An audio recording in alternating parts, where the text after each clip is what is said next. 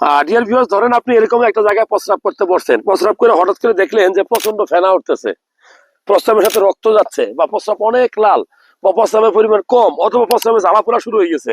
কি বুঝবেন?